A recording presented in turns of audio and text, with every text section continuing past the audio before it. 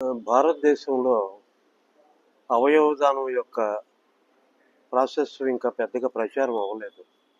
అదే Spain, France, America ఆ దేశాల్లో చాలా ఎక్కువగా ఉంది.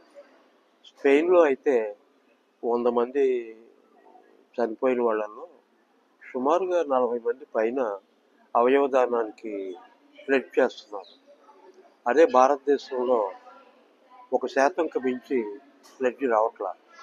ఇక్కడేమో అవయవాలు అవసరమైన వాళ్ళు లక్షల్లో ఉంటే దానం చేసేవాళ్ళు వందల్లో ఉంటున్నారు, వేలల్లో కూడా కాదు.